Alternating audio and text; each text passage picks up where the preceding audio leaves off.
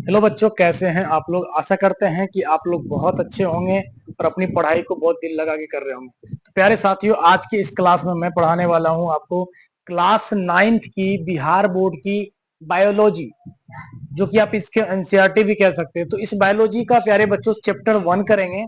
Chapter 1 का नाम है प्यारे बच्चों कोशिका, जीवन की आधारभूत इकाई। आज हम लोग का जितना भी, आज हमारी जो भी चीज जीवन पे है, मतलब उन सभी चीजों के लिए क्या चाहिए? कोशिका। हर चीज में भाई कोशिका की जरूरत पड़ती है। तो प्यारे बच्चों, इस चैप्टर में हम लोग आज जो पढ़ने वाले हैं वो होगा ऑब्जेक्टिव। वो भी टोटल 40 पूरा वीवीआई ऑब्जेक्टिव होगा, जो आपके एग्जाम में कई बार पूछा गया। साथ ही साथ क्लास 9th के बच्चे के लिए बहुत फायदेमंद है। साथ ही साथ आपको सीजीएल की एग्जाम हो, एसएससी का हो, मतलब ऑल कंपटीशन एग्जाम में भी इस चैप्टर कोशिका से बहुत सारे ऑब्जेक्टिव प्रश्न आते हैं प्यारे बच्चों। तो इस क्लास को स्टार्ट करते हैं और आज की इस वीडियो में टोटल हम 40 ऑब्जेक्टिव करने वाले हैं, वो भी बहुत ज्यादा इंपॉर्टेंट होने वाला है। तो प्लीज इस वीडियो में बने रहें। देखते हैं इसका पहला क्वेश्चन क्या है। देखिए, पहले क्वेश्चन की बात करें प्यारे बच्चों, तो क्वेश्चन नंबर 1 जो हमारे सामने है उसका नाम है कोशिका। मतलब इंग्लिश में अगर बोले हम तो कोशिका को सेल कह सकते हैं। कोशिका सेल के यानी कि वैज्ञानिक अध्ययन को क्या कहा जाता है प्यारे बच्चों? कोशिका जो है इसके वैज्ञानिक अध्ययन को क्या कहा जाता है? ऑप्शन ए है physiology, option B histology, option C cytology and option D taxonomy. जल्दी से इस प्रश्न का 4 ऑप्शन है, एक ऑप्शन इसका सही होगा। प्लीज से आपको जल्दी से आप इसको कमेंट सेक्शन में बताइए कि इसका ऑप्शन कौन सा सही होने वाला है। तो प्यारे बच्चों, अगर बात करें कोशिका के वैज्ञानिक अध्ययन को क्या कहा जाता है, तो बाबू साइटोलॉजी कहा जाता है। क्या कहा जाता है? साइटोलॉजी। कोशिका के वैज्ञानिक अध्ययन को साइटोलॉजी कहते हैं। क्लियर है? नेक्स्ट क्वेश्चन है मानव शरीर में, यानी हम लोगों के शरीर में जो कोशिकाओं की खोज है वो किसने किया था? हम लोगों के शरीर यानी कि हमारी जो शरीर है, यानी कि मानव शरीर में जो है प्यारे बच्चों, उसमें असंख्य कोशिकाएं पाई जाती है। समझ गए? असंख्य कोशिकाएं पाई जाती है और हर एक कोशिकाएं की पाए जाने की वजह से हम अपनी सारी प्रतिक्रियाओं को अंजाम देते हैं। जितने भी काम करते हैं सबके लिए कोशिका मस्ट है। तो आपको पूछा जा रहा है कि मानव के शरीर में जो कोशिकाएं पाई जाती है उसकी खोज किसने की है? ऑप्शन ए है हर्बर्ट स्पेंसर, ऑप्शन बी है चार्ल्स डार्विन, ऑप्शन सी है प्यारे बच्चों Albert Einstein and option D है रॉबर्ट हुक। प्यारे साथियों, अगर सेकंड क्वेश्चन की बात करें कि हमारे शरीर में जो कोशिकाएं पाई जाती है उसकी खोज किए हैं रॉबर्ट हुक साहब ने। और कब किए हैं प्यारे बच्चों? तो 1665 में किए हैं। कब किए हैं? 1665 में किए हैं। ठीक है, वो भी रॉबर्ट हुक साहब ने अपनी खुद की बनाई हुई काफी उन्नत माइक्रोस्कोप से उन्होंने इसकी खोज की थी। ठीक है, अगले प्रश्न की ओर बढ़ते हैं।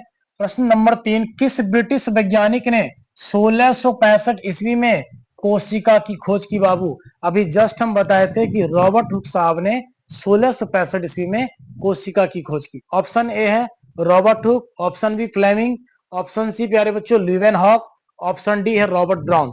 तो इस प्रश्न 3 का परफेक्ट आंसर की बात करें तो इसका ऑप्शन ए हो जाएगा सही।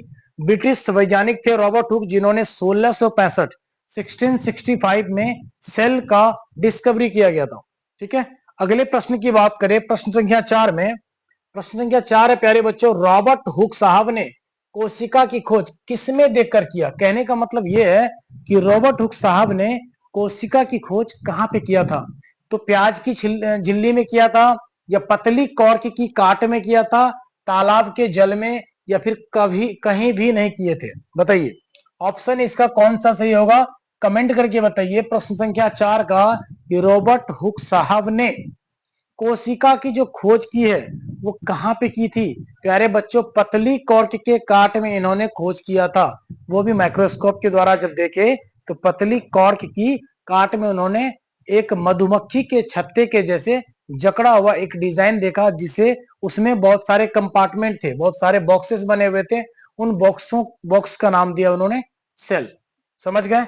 अगले प्रश्न की बात करें बाबू, ल्यूवेन हॉक ने सबसे पहले स्वतंत्र जीवित कोशिकाओं की, एक बात और ध्यान रखिएगा, सवाल आते हैं ऑब्जेक्टिव में कि मृत कोशिका की खोज किस वैज्ञानिक ने किया? बाबू, तो आपको बताना है सर रॉबर्ट हुक ने। यानी रॉबर्ट हुक साहब ने सबसे पहले खोज की थी सेल की, लेकिन उन्होंने मृत कोशिका का यानी मृत सेल की खोज की थी, डेड सेल का। लेकिन अगर आपसे पूछा जाए कि किस वैज्ञानिक ने स्वतंत्र जीवित कोशिकाओं की खोज की, तो वो है ल्यूवेनहॉक, और इन्होंने किया था 1674 ईस्वी में, याद रखना है। 1674 में ल्यूवेनहॉक साहब ने सबसे पहले लिविंग सेल का खोज किया था। कहां किया था? अब प्रश्न यहां पे हमने तो वो बताया, जो प्रश्न यहां नहीं है, लेकिन यहां पे सवाल ये पूछा जा रहा है कि ल्यूवेनहॉक साहब ने सबसे पहले स्वतंत्र जीवित कोशिकाओं की खोज किसमें की थी? जिस प्रकार ने रॉबर्ट हुक ने एक पतली कॉर्क की काट में किया था, उसी प्रकार ल्यूवेनहॉक एंटोनी ल्यूवेनहॉक ने कहा किया था? ऑप्शन ए तालाब के जल में, ऑप्शन बी सागर के जल में, ऑप्शन सी मिट्टी, ऑप्शन डी मानव शरीर। प्यारे बच्चों, ल्यूवेनहॉक साहब ने तालाब के जल में जीवित कोशिकाओं की खोज किए थे। ऑप्शन ए इसका करेक्ट आंसर होगा। बढ़ते हैं अगले प्रश्न की ओर, प्रश्न संख्या 6 में। तो प्यारे बच्चों, निम्नलिखित, ये जो आपको नीचे लिखा हुआ दिख रहा है ना, 4 ऑप्शन, इस 4 ऑप्शन में से कौन सी सबसे बड़ी कोशिका है? बताइए, सबसे बड़ी कोशिका कौन सी है? बड़ी बोला जा रहा है, लंबी नहीं, बड़ी। अगर यहां पे क्वेश्चन ये पूछा जाए कि बाबू सबसे लंबी कोशिका कौन सी है, तो हमारे मानव शरीर में सबसे लंबी कोशिका पाई जाती है, जिसको हम न्यूरॉन सेल बोलते हैं या फिर तंत्रिका कोशिका बोलते हैं, जो हमारे ब्रेन में पाया जाता है। ठीक है, लेकिन यहाँ सवाल पूछा जा रहा सबसे बड़ी कोशिका कौन सी है? यूकेरियोटिक कोशिका option A B, option B हो गया प्रोकैरियोटिक कोशिका, option C mycoplasm, option D शुतुरमुर्ग का अंडा। प्यारे साथियों, शुतुरमुर्ग के अंडे में सबसे बड़ी कोशिका पाई जाती है, तो इसका सही उत्तर होगा ऑप्शन डी, शुतुरमुर्ग का अंडा। बढ़ते हैं अगले प्रश्न 7 की ओर। क्या कह रहा है, ध्यान दीजिए। सभी पौधे एवं जंतु, दुनिया में जितने भी पेड़ पौधे हैं, जितने भी जंतु हैं, उस कोशिकाओं से बने हैं। जितने भी पेड़ पौधे और जंतु हैं, यानी कि हम लोग भी जंतु में आते हैं। हमारा शरीर हो गया छोटे से छोटे जीव से लेके बड़े बड़े जानवर तक, पेड़ पौधे, दुनिया में हर चीज, हर वस्तु, प्यारे बच्चों, कोशिकाओं से बने हैं, तथा कोशिका जीवन की मूलभूत इकाई है। ये सारे स्टेटमेंट किस वैज्ञानिक ने कहा, या किस सिद्धांत का है, सॉरी, किस सिद्धांत का है पूछा जा रहा है। ऑप्शन आपके सामने है, ध्यान दीजिए। ऑप्शन ए है प्यारे बच्चों, जैव विकास का सिद्धांत। ऑप्शन ए है जैव विकास का सिद्धांत गुरुजी। ऑप्शन ए है जैव विकास का सिद्धांत, ऑप्शन बी वंशानुगति का सिद्धांत, ऑप्शन सी है कोशिका सिद्धांत, और ऑप्शन डी है प्राकृतिक वर्ण का सिद्धांत। प्यारे साथियों, अगर इस प्रश्न का सही उत्तर की बात करें कि जितने भी पेड़ पौधे और जंतु हैं, सभी कोशिकाओं के बने हैं, सही बात है। कोशिका जीवन की मूलभूत इकाई है, कोशिका के बिना जीवन ही संभव नहीं है, इसीलिए इस बात को कहा गया है कि कोशिका जो है जीवन की मूलभूत इकाई है। इस लाइन को, ये लाइन किस सिद्धांत में है? बताइए। ऑप्शन ए है जैव विकास का सिद्धांत, वंशानुगति का सिद्धांत, कोशिका सिद्धांत, प्राकृतिक वर्ण का सिद्धांत। इसका सही उत्तर होगा प्यारे साथियों ऑप्शन नंबर सी, कोशिका सिद्धांत का। सिद्धांत में ये बातें लिखा हुआ है कि जितने भी पेड़ पौधे व जंतु हैं, सभी कोशिकाओं से बने हैं। साथ ही साथ कोशिका हमारे जीवन की मूलभूत या फिर आधारभूत इकाई है।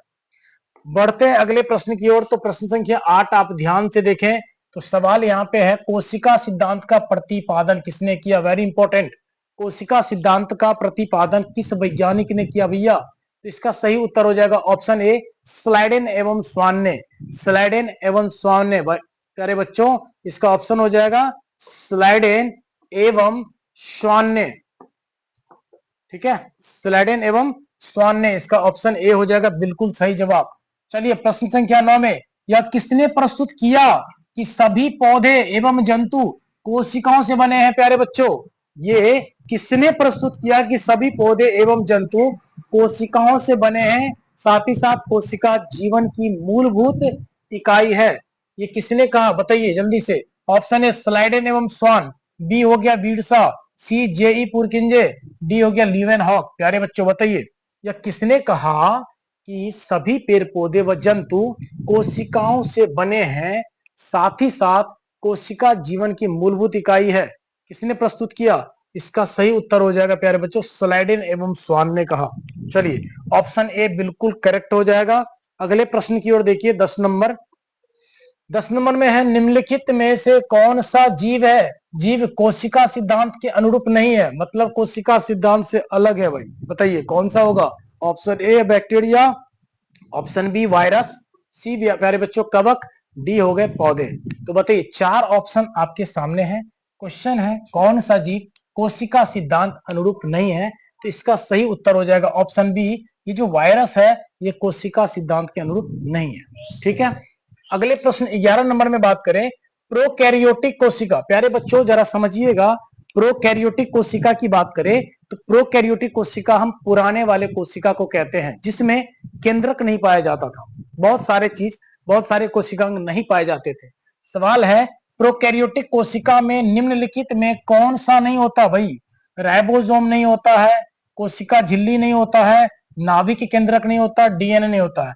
प्यारे साथियों, इस क्वेश्चन का अगर ऑप्शन के अकॉर्डिंग बात करें, ऑप्शन के हिसाब से बात करें तो ऑप्शन सी जो है नाभिक यानी कि केंद्रक प्रोकैरियोटिक कोशिका में नहीं होता है। ठीक है, ये नाभिक या फिर केंद्रक आपको प्रोकैरियोटिक कोशिका में नहीं होता है सर, ये आपको मिलेंगे यूकैरियोटिक कोशिका में, जो नए वाले होते हैं। ठीक है, अगला प्रश्न है 12 नंबर, प्रोकैरियोटिक कोशिकाएं निम्नलिखित में से किस प्राणी जगत में पाई जाती है? ऑप्शन ए कवक, option B Animalia, option C Protista, option D Monera. प्यारे साथियों इसका सही उत्तर होगा मोनेरा। मोनेरा प्राणी जगत में ये प्रोकैरियोटिक कोशिका पाई जाती है। किस प्राणी जगत में प्यारे बच्चों?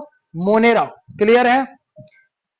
चलिए अगले प्रश्न को देखते हैं। प्रश्न संख्या 13 है आपके सामने।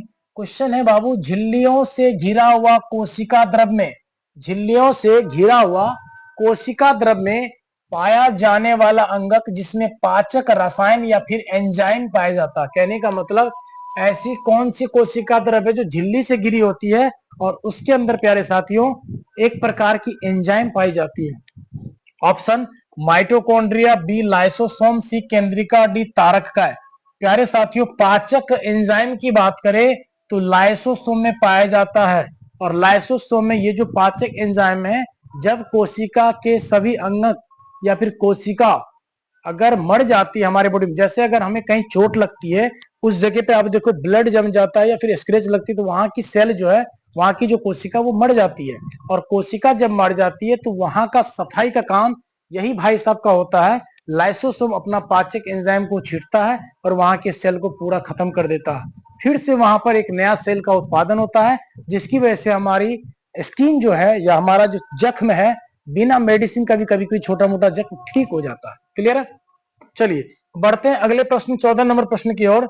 तो प्रश्न संख्या 14 जो है देखिए 14 नंबर क्वेश्चन बेटा, पादप कोशिकाओं के चारों तरफ, देखिए पादप कोशिका का मतलब होता है बाबू पेड़ पौधे में जो कोशिका होते हैं, पादप कोशिका का मतलब हमारे पेड़ पौधे में जो कोशिकाएं पाई जाती है उसे बोलते हैं पादप कोशिका। तो पादप कोशिका के चारों तरफ पाए जाने वाली इस झिल्ली को क्या कहते हैं? पादप कोशिका में चारों तरफ जो झिल्ली पाई जाती है उस झिल्ली का क्या नाम है? सभी, यानी इन सभी में सभी है, या फिर टोनोप्लास्ट, डिक्टियोसोम, प्लाज्मा झिल्ली, कोशिका भित्ति। प्यारे बच्चों अगर इस प्रश्न का सही जवाब ढूंढे तो कोशिका के चारों तरफ आपको प्लाज्मा झिल्ली, ऑप्शन सी प्लाज्मा झिल्ली पाई जाती है। ठीक है, चलिए अगले प्रश्न को देखिए 15 नंबर, पादप और जंतु कोशिका में प्रमुख अंतर पोषण संबंधी अंतर है कि गति संबंधी, वृद्धि संबंधी, श्वसन संबंधी? प्यारे बच्चों पादप और जंतु इन दोनों की कोशिकाओं में प्रमुख अंतर होता है पोषण संबंधी, मतलब खाने पीने से संबंधित। पेड़ पौधा कुछ अलग तरीके से उनकी कोशिकाएं खाती है, हमारे शरीर की अलग तरीके से। चलिए अगले प्रश्न 16 नंबर में देखें, निम्न में से किस कोशिका में, क्वेश्चन है निम्न में से यानी कि नीचे जो आपको दिख रहा है इसमें से किस कोशिका में आकृति निश्चित नहीं होती है? अमीबा, इसकी भी आकृति निश्चित नहीं होती है, अपना रूप बदलते रहते हैं। तंत्रिका कोशिका, इसकी भी आकृति प्यारे बच्चों निश्चित नहीं होती है। श्वेत रक्त कोशिका यानी WBC, व्हाइट ब्लड सेल, इसकी भी कोशिका निश्चित नहीं होती है। मतलब इसमें से सभी आंसर होंगे ऑप्शन डी, जिसकी ऑप्शन डी यानी कि सभी कोशिकाएं में आकृति प्यारे बच्चों निश्चित नहीं होती है। ठीक है, बढ़ते हैं अगले प्रश्न यानी कि 17 नंबर। तो सबसे लंबी कोशिका कौन है प्यारे बच्चों? पूछा जा रहा, इस बार पूछा जा रहा सबसे लंबी। इससे पहले वाले क्वेश्चन में पूछा गया था सबसे बड़ी कोशिका। तो सबसे बड़ी कोशिका कहां मिलेगी आपको? शुतुरमुर्ग के अंडे में। लेकिन अगर लंबी कोशिका पूछी जाती है, सबसे लंबी कोशिका प्यारे बच्चों, तो तंत्रिका कोशिका, जिसे हम न्यूरॉन सेल भी कहते हैं। जो हमारे मस्तिष्क में पाए जाते हैं। क्लियर है? इसके बारे में, न्यूरॉन सेल के बारे में आप क्लास 10th में अच्छे से पढ़ेंगे।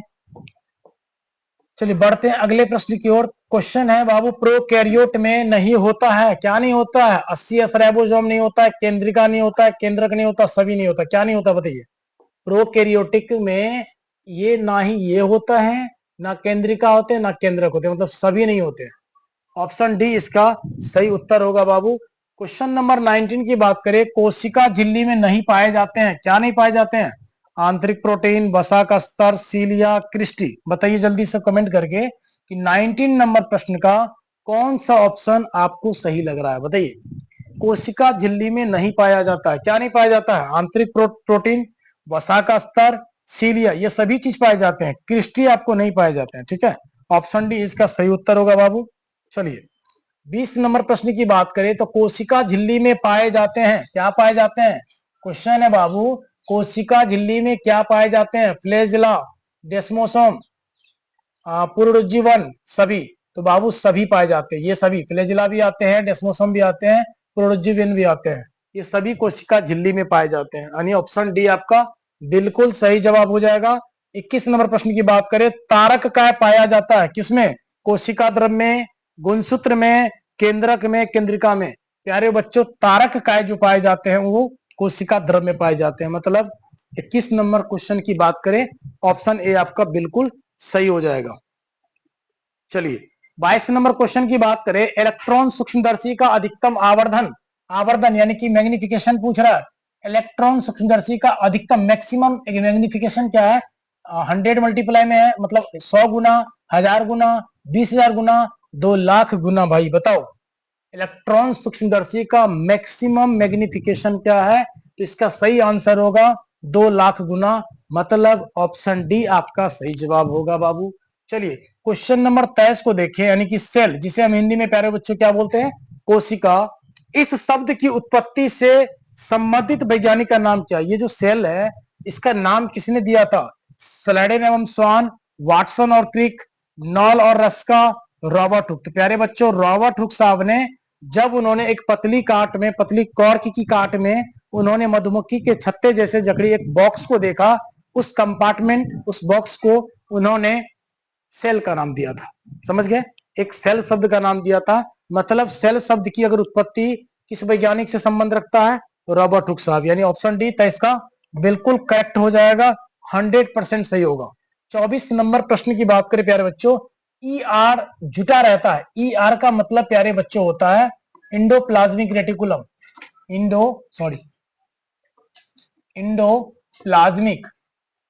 इंडोप्लाज्मिक रेटिकुलम, इसका फुल फॉर्म होता है इंडोप्लाज्मिक रेटिकुलम। इंडोप्लाज्मिक रेटिकुलम जुटा रहता है किससे? गोल्गी से, कोशिका झिल्ली से, आप गोल्गी भी कह सकते हैं। इसको इस प्रकार से लिखा जाता है, इसको आप गोल्गी या फिर गोल्जी भी बोल सकते हैं। पूछा जा रहा है ई आर जो है वो किससे जुटा रहता है? गोल्गी से, कोशिका झिल्ली से, केंद्रक झिल्ली से, सभी से। प्यारे बच्चों इंडोप्लाज्मिक रेटिकुलम सभी से जुड़े होते हैं, केंद्रक झिल्ली से भी, कोशिका झिल्ली से भी, गोल्गी से भी। यानी ऑप्शन डी इसका सही जवाब हो जाएगा। ठीक है, चलिए बढ़ते हैं अगले प्रश्न की ओर। 25 नंबर क्वेश्चन देखिए क्या है। 25 नंबर क्वेश्चन है प्यारे बच्चों, निम्न में से किसका विकास सबसे पहले हुआ है? माइटोकॉन्ड्रिया, गोल्गी, केंद्रक, लाइसोसोम। बताइए, ऑप्शन आपके पास 4 है, 4 ऑप्शन में से बाबू एक सही होगा। निम्न यानी कि ये जो 4 ऑप्शन है, इस 4 ऑप्शन में से प्यारे बच्चों कौन सा ऐसा ऑप्शन है जिसकी विकास, जिसका डेवलप सबसे पहले हुआ था? तो प्यारे बच्चों ऑप्शन ए जो है माइटोकॉन्ड्रिया, इसका विकास सबसे पहले हुआ था। ठीक है, बढ़ते हैं अगले प्रश्न की ओर। अगला प्रश्न है बाबू 26 नंबर की बात करें, केंद्रक नियंत्रित करता है, ये जो न्यूक्लियस है केंद्रक नियंत्रित करता है क्या?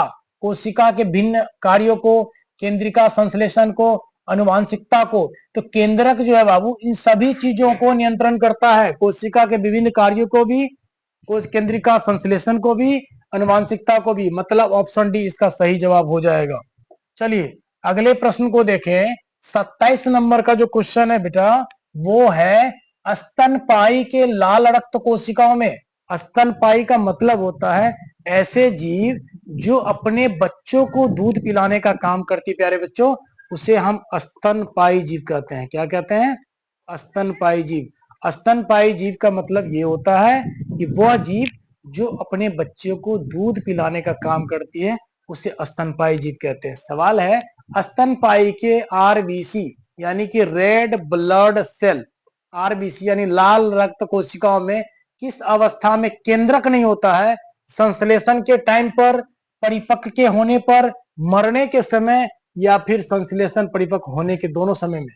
तो प्यारे बच्चों, 27 नंबर प्रश्न जो आपको दिख रहा है, स्तनपायी लाल रक्त कोशिकाओं में किस अवस्था में केंद्रक नहीं होता है?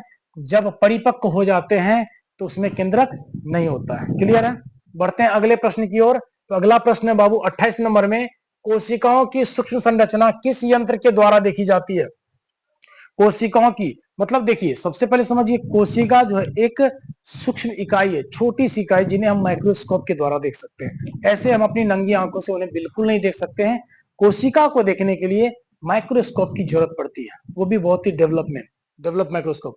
तो कोशिकाओं की सूक्ष्म संरचना, छोटी जो संरचना होती है, उसको किस यंत्र के द्वारा देखी जाती है? अभी हमने आपको बोलते बोलते बोला कि हमने बोला माइक्रोस्कोप के बारे में, यानी ऑप्शन बी इसका सही होगा।